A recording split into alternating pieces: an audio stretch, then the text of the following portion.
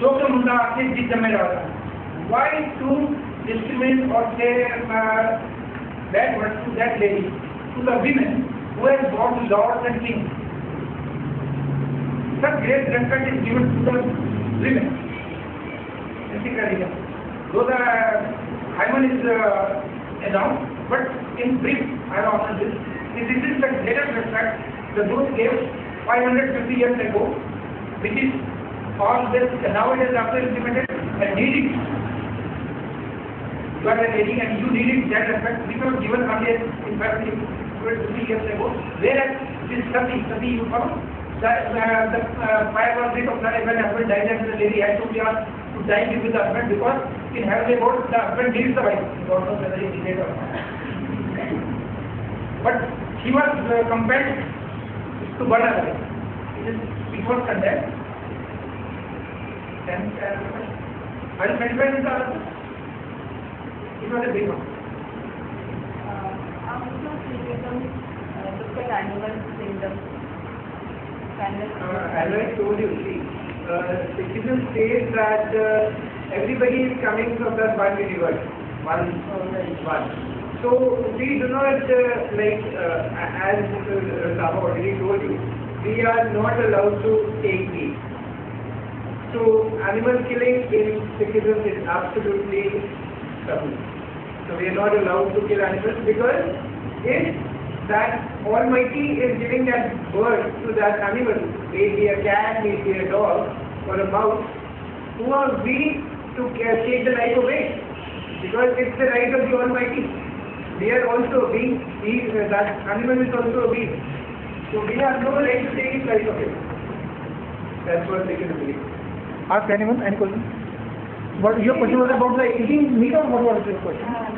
Killing animals. There the kindness is already in the Sikh religion, unless it is not necessary. Suppose you are in the forest and you are hungry for many days, you have not taken anything.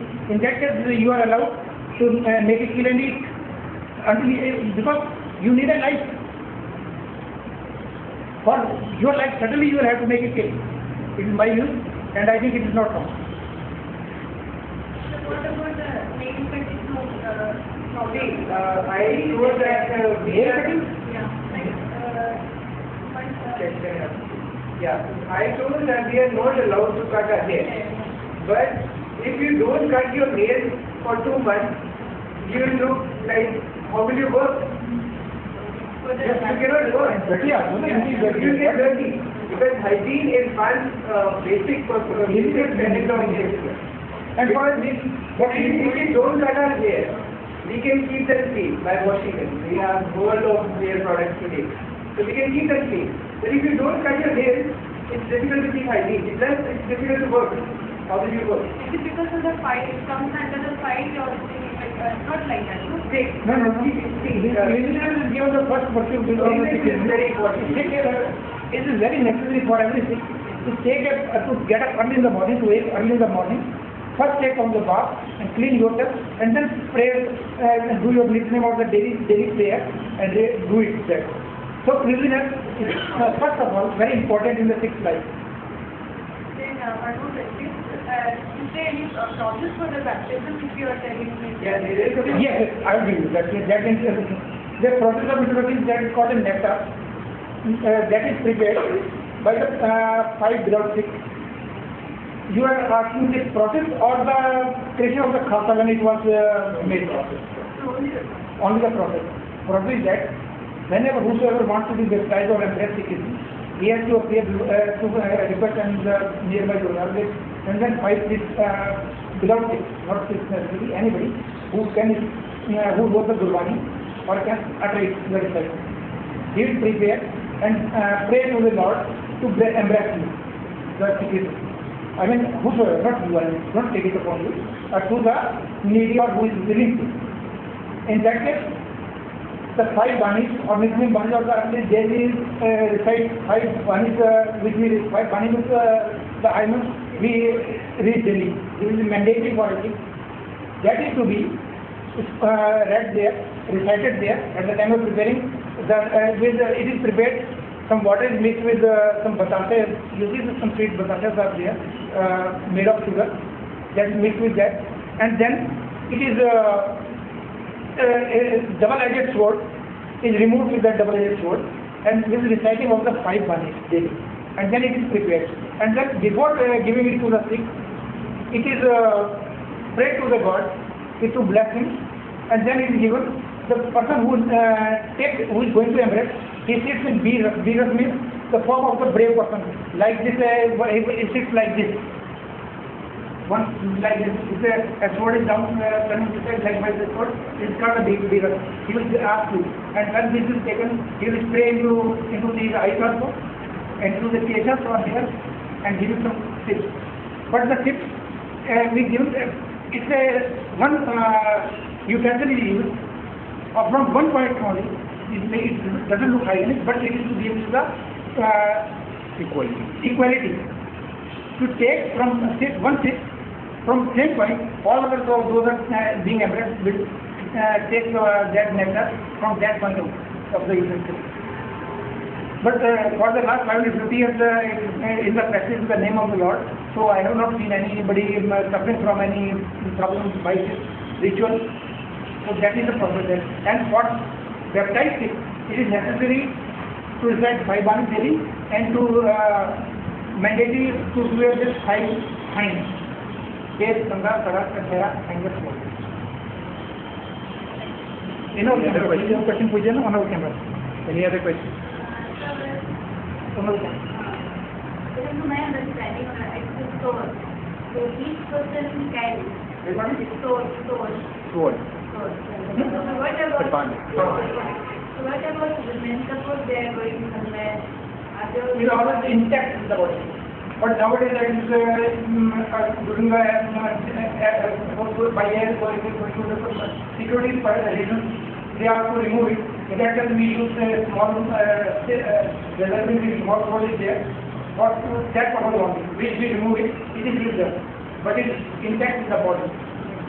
Because this is not only a weapon, not only a knife, but a weapon also. Can be used to protect our life in that way. This is an intact. 5 is the mandatory case Singha, Kashat, Kirpan, Kankara cannot be removed. Because when we have swords or whatever it is, then one person is having that symbol. I use the symbol, not real, but the symbol for everybody is having. Everybody, baptized one. Okay. One comment on your question. I guess you are in doubt that whether women should wear this or not. Yes, every baptized Sikh, may it be a man or a woman, who is necessarily prescribed to wear this as a weapon. And in our religion, both men and women learn to use these weapons for their self-protection. Sikhs do not depend on others for their protection. They are self-dependent. I hope that answers your question. Any other questions from your side? Of course. In fact, Sikhs have, if you see the history of India, Sikhs have surpassed many standards of sacrifice. You see, 97% of the sacrifice, 93% to be precise, 93% of the sacrifice in India's independence was Sikhs. Where we were just 1% of the society then. All those who are executed in the freedom movement, 93% executed was for Sikhs.